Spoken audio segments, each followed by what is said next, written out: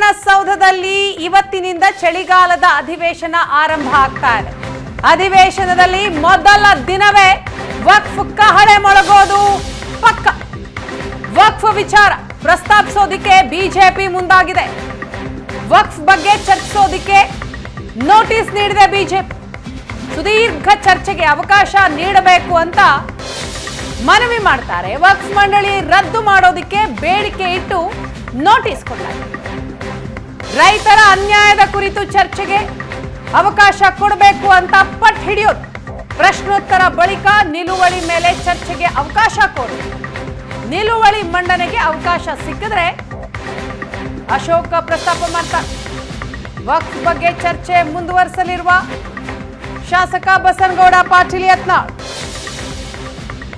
ರಾಜ್ಯ ಸರ್ಕಾರದ ವಿರುದ್ಧ ಮುಗಿಬೀಳೋದಿಕ್ಕೆ ಬಿಜೆಪಿ ಎಲ್ಲ ಸಿದ್ಧತೆಯನ್ನ ಮಾಡಿಕೊಂಡಿದೆ. ಪ್ರಮುಖವಾಗಿ ಕಾಂಗ್ರೆಸ್ ಸರ್ಕಾರ ಅಧಿಕಾರಕ್ಕೆ ಬಂದು 1.5 ವರ್ಷ ಆಗಿದೆ. ಆದರೂ ರಾಜ್ಯದಲ್ಲಿ ಯಾವುದೇ ಅಭಿವೃದ್ಧಿ ಕಾರ್ಯಗಳು ಆಗ್ತಾ ಇಲ್ಲ. ಅನುದಾನ ಬಿಡುಗಡೆ ಆಗಿಲ್ಲ. ಈ ಸರ್ಕಾರ ಹಗರಣದಲ್ಲೇ ಮುಳುಗಿ ಹೋಗಿದೆ.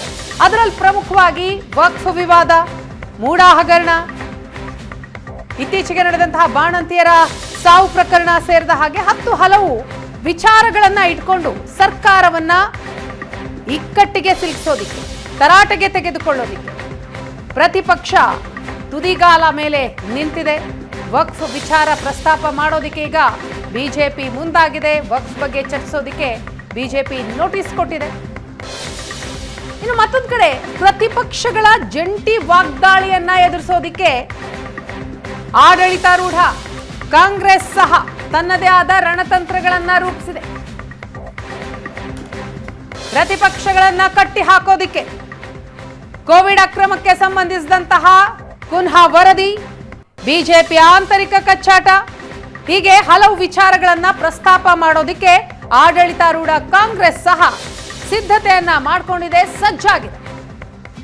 ಹೀಗಾಗಿ ಈ ಬಾರಿ ಆಡಳಿತ ಮತ್ತು ಪ್ರತಿಪಕ್ಷಗಳ ನಡುವೆ ವಾಕ್ಸಮರ, ಜಟಾಪಟಿ, ಆರೋಪ ಪ್ರತ್ಯಾರೋಪಗಳಿಂದ ಸದನ ಕದನ ಜೋರಾಗುವ ಎಲ್ಲ ಲಕ್ಷಣಗಳು ಕಾಣಿಸ್ತಾ ಇದೆ. ಈ ಬಗ್ಗೆ ಮಾಹಿತಿಯನ್ನ ಕೊಡ್ತಾರೆ ನಮ್ಮ ಹಿರಿಯ ಪ್ರತಿನಿಧಿ ಆನಂದ್ ಬೈದನಮನೆ. ಇದೀಗ ಬೆಳಗಾವಿಯಿಂದಲೇ ನಮ್ಮ ಜೊತೆ ನೇರ ಸಂಪರ್ಕದಲ್ಲಿದ್ದಾರೆ. ಆನಂದ, ಮೊದಲ ದಿನವೇ ಕಲಾಪ ರಂಗೇರುವಂತಹ ಸಾಧ್ಯತೆಗಳು ಕಂಡು ಬರ್ತಾ ಇದೆಯಾ? ಈಗ ಸುವರ್ಣಸೌಧದ ಸುತ್ತಮುತ್ತ ಯಾವ ರೀತಿಯಾದಂತಹ ಚಿತ್ರಣ ಇದೆ? ಯಾಕಂತಂದ್ರೆ ಸದನದ ಒಳಗೂ ಹೊರಗೂ ಪ್ರತಿಭಟನೆಯ ಬಿಸಿ ಈಗ ಸರ್ಕಾರಕ್ಕೆ.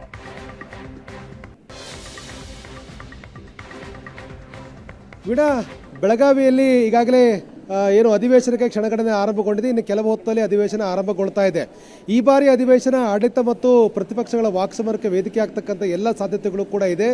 ರಾಜಕೀಯ ಕಾರಣಗಳಿಗಾಗಿ ಮತ್ತು ಆಡಳಿತಾತ್ಮಕ ವಿಚಾರಗಳಿಗೆ ಸಂಬಂಧಪಟ್ಟ ಹಾಗೆ ಪ್ರತಿಪಕ್ಷಗಳು ಆಡಳಿತವಾಗಿರ್ತಕ್ಕಂಥ ಕಾಂಗ್ರೆಸ್ಸನ್ನು ಸಂಕಷ್ಟಕ್ಕೆ ಸಿಲುಕಿಸಬೇಕು ಅಂತಕ್ಕಂಥ ಪ್ರಯತ್ನವನ್ನು ಮಾಡ್ತಾ ಇರುವಂಥ ಹಿನ್ನೆಲೆಯಲ್ಲಿ ಪ್ರಮುಖವಾಗಿರ್ತಕ್ಕಂಥ ವಿಚಾರಗಳನ್ನು ಪ್ರಸ್ತಾಪ ಮಾಡಲಿಕ್ಕೆ ಮುಂದಾಗಿದೆ. ಅದರಲ್ಲೂ ಬಹಳ ಮುಖ್ಯವಾಗಿ ಮೂಡಾ, ವಾಲ್ಮೀಕಿ, ವಕ್ಫ್ ಮತ್ತು ಬಳ್ಳಾರಿ ಬಾಣಂತಿಯರ ಏನು ಸಾವಿನ ಪ್ರಕರಣಗಳಿರ್ಬೋದು, ಇಂಥ ರಾಜ್ಯದಲ್ಲಿ ಕಾನೂನು ಸುವ್ಯವಸ್ಥೆ ಹದಗೆಟ್ಟಿರ್ತಕ್ಕಂಥ ವಿಚಾರಗಳು, ಪ್ರಮುಖ ಇಲಾಖೆಗಳಲ್ಲಿ ಅಕ್ರಮಗಳಾಗಿರ್ತಕ್ಕಂಥದ್ದು, ಅಬಕಾರಿ ಇಲಾಖೆ ಸೇರಿದಂತೆ ಪ್ರಮುಖ ಇಲಾಖೆಗಳಲ್ಲಿ ಅಕ್ರಮಗಳು ಬಹಿರಂಗ ಆಗಿರ್ತಕ್ಕಂಥದ್ದು, ಅಧಿಕಾರಿಗಳ ಸಾವು, ಇಂಥ ಪ್ರಮುಖ ವಿಚಾರಗಳನ್ನು ಪ್ರಸ್ತಾಪ ಮಾಡಲಿಕ್ಕೆ ಈಗಾಗಲೇ ಬಿಜೆಪಿ ತಯಾರಿಯನ್ನು ಕೂಡ ಮಾಡಿಕೊಂಡಿದೆ. ಬಿಜೆಪಿಗೆ JDS ಕೂಡ ಸಾಥ್ ಕೊಟ್ಟಿರುವಂಥ ಹಿನ್ನೆಲೆಯಲ್ಲಿ ಸಹಜವಾಗಿ ಪ್ರತಿಪಕ್ಷಗಳ ಒಂದು ಸಂಖ್ಯಾಬಲವು ಕೂಡ ಜೋರಾಗಿರುವಂಥ ಕಾರಣಕ್ಕಾಗಿ ಸಹಜವಾಗಿ ಆಡಳಿತವಾಗಿರ್ತಕ್ಕಂಥ ಕಾಂಗ್ರೆಸ್ಸನ್ನು ಸಂಕಷ್ಟಕ್ಕೆ ತಿರುಗಿಸಬೇಕು, ಒಂದು ರೀತಿ ದೊಡ್ಡ ಮಟ್ಟದ ಹೊಡೆತ ಕೊಡಬೇಕು ಅಂತಕ್ಕಂಥ ಲೆಕ್ಕಾಚಾರದಲ್ಲಿ ಪ್ರಯತ್ನಗಳು ಕೂಡ ಮುಂದುವರೆದಿದೆ.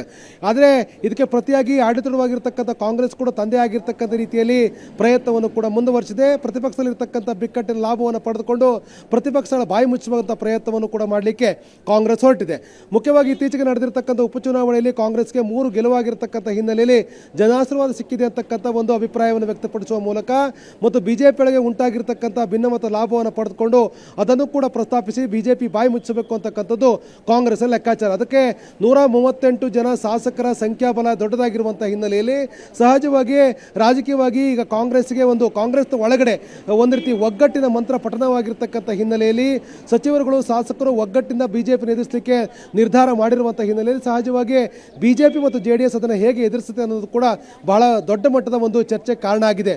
ಮುಖ್ಯವಾಗಿ ಬಿಜೆಪಿ ನಾಯಕರ ಮಧ್ಯೆ ಎಲ್ಲವೂ ಕೂಡ ಸರಿ ಇಲ್ಲದೆ ಇರತಕ್ಕಂಥ ಕಾರಣಕ್ಕಾಗಿ ಪ್ರತಿಪಕ್ಷ ನಾಯಕರಾಗಿರ್ತಕ್ಕಂಥ ಆರ್ ಅಶೋಕ್ ಅವರು ಎಲ್ಲವನ್ನೂ ಕೂಡ ಸಂಭಾಳಿಸ್ತಕ್ಕಂಥ ಕೆಲಸವನ್ನು ಮಾಡ್ತಾರೆ. ಅದು ಕೂಡ ಸಹಜವಾಗಿ ಒಂದು ರೀತಿ ಅಗ್ನಿ ಪರೀಕ್ಷೆಗೆ ಒಡ್ಡಿದೆ ಅಂದರೂ ಕೂಡ ತಪ್ಪಾಗಲಾರದು. ಇದರ ಮಧ್ಯೆಯಲ್ಲಿ ಈಗ ಅಧಿವೇಶನ ಕೆಲ ಹೊತ್ತಲ್ಲಿ ಆರಂಭಗೊಳ್ತಾ ಇದೆ. ಈ ಬಾರಿ ಅಧಿವೇಶನ ಉತ್ತರ ಕರ್ನಾಟಕ ಭಾಗದ ಚರ್ಚೆಗಳಾಗಬೇಕು ಅಂತಕ್ಕಂಥ ಸಹಜವಾದ ಹಕ್ಕೊತ್ತಾಯ ಇದ್ರೂ ಕೂಡ ಅದಕ್ಕೆ ಅವಕಾಶ ಸಿಗುತ್ತೆ ಅನ್ನೋದ್ರ ಬಗ್ಗೆಯೂ ಕೂಡ ಅನುಮಾನ ಇದೆ. ಯಾಕೆಂದರೆ ರಾಜಕೀಯವಾದಂಥ ಕಾರಣಗಳನ್ನು ಮುಂದಿಟ್ಟುಕೊಂಡು ಪ್ರತಿಪಕ್ಷ ಮತ್ತು ಆಡಳಿತವಾಗಿರ್ತಕ್ಕಂಥ ಕಾಂಗ್ರೆಸ್ ಮಧ್ಯೆ ಹೋರಾಟಗಳು ನಡೆಯುವಂಥ ಸಾಧ್ಯತೆಗಳು ಹೆಚ್ಚಾಗಿರುವಂಥ ಕಾರಣಕ್ಕಾಗಿ ಇದು ಎಲ್ಲೋ ಒಂದು ಕಡೆ ನಿರೀಕ್ಷಿತವಾಗಿರ್ತಕ್ಕಂಥ ಉತ್ತರ ಕರ್ನಾಟಕ ಭಾಗದ ಚರ್ಚೆಗೆ ಪೂರಕವಾದ ವೇದಿಕೆಯನ್ನು ಕಲ್ಪಿಸುವಂಥ ಸಾಧ್ಯತೆಗಳು ತೀರಾ ಕಡಿಮೆ ಅನ್ನುವಂಥ ಮಾತುಗಳು ಕೂಡ ಕೇಳಿಬರ್ತಾ ಇದೆ. ಈಗಾಗಲೇ ಬಹುತೇಕ ಎಲ್ಲ ಶಾಸಕರು ಕೂಡ ವಿಧಾನಸೌಧಕ್ಕೆ ಆಗಮಿಸಿದ್ದಾರೆ. ಇನ್ನು ಕೆಲವೇ ಹೊತ್ತಲ್ಲಿ ವಿಧಾನಸಭೆ ಕಲಾಪ ಆರಂಭಗೊಳ್ಳುತ್ತೆ. 3 ಉಪಚುನಾವಣೆಯಲ್ಲಿ ಗೆದ್ದಿರ್ತಕ್ಕಂಥ 3 ಕ್ಷೇತ್ರಗಳ ನೂತನ ಶಾಸಕರು ಆರಂಭಿಕವಾಗಿ ಪ್ರಮಾಣ ವಚನವನ್ನು ಸ್ವೀಕಾರ ಮಾಡ್ತಾರೆ. ನಂತರದಲ್ಲಿ ಸಂತಾಪ ಸೂಚಕ ನಿಲುವಳಿ ಮೇಲೆ ಚರ್ಚೆ ಆಗುತ್ತೆ. ನಂತರದಲ್ಲಿ ಸುಮಾರು 1 ಗಂಟೆಯ ಬಳಿಕ ಅಧಿಕೃತವಾಗಿ ಚರ್ಚೆಗಳು ಆರಂಭಗೊಳ್ಳುವಂಥ ಸಾಧ್ಯತೆಗಳಿರುವಂಥ ಹಿನ್ನೆಲೆಯಲ್ಲಿ ಪ್ರಶ್ನೋತ್ತರದ ಅವಧಿಯ ಸಂದರ್ಭದಲ್ಲಿ ವಕ್ಫ್ ವಿಚಾರವನ್ನು ಪ್ರಸ್ತಾಪ ಮಾಡಿ ನಿಲುವಳಿ ಮೇಲೆ ಚರ್ಚೆಗೆ ಅವಕಾಶ ಕೊಡಬೇಕು ಅಂತೇಳಿ ಬಿಜೆಪಿ ಕೂಡ ಒತ್ತಾಯ ಮಾಡ್ತಾ ಇರುವಂಥ ಹಿನ್ನೆಲೆಯಲ್ಲಿ ಈ ಸಂಬಂಧಪಟ್ಟ ಹಾಗೆ ನೋಟಿಸನ್ನು ಕೊಟ್ಟಿರುವಂಥ ಹಿನ್ನೆಲೆಯಲ್ಲಿ ಸಹಜವಾಗಿ ಇವತ್ತಿನ ಅಧಿವೇಶನ ರಂಗೇರ್ತಕ್ಕಂಥ ಸಾಧ್ಯತೆಗಳು ಹೆಚ್ಚಾಗಿದೆ. ನಿಶ್ಚಯವಾಗಿಯೂ ಕೂಡ ಕಾಂಗ್ರೆಸ್ ಮತ್ತು ಬಿಜೆಪಿ ನಡುವಿನ ಜಟಾಪಟಿಗೆ ಇವತ್ತಿನ ಆರಂಭಿಕವಾಗಿರ್ತಕ್ಕಂಥ ಮೊದಲ ದಿನದ ಕಲಾಪವೇ ಬಲಿಯಾಗತಕ್ಕಂಥ ಸಾಧ್ಯತೆಗಳು ಹೆಚ್ಚಾಗಿ ಕಂಡು ಬರ್ತಾ ಇದೆ. ಎಸ್, ಥ್ಯಾಂಕ್ ಯು ಅನಂತ್ ತಮ್ಮೆಲ್ಲ ಮಾಹಿತಿಗಾಗಿ.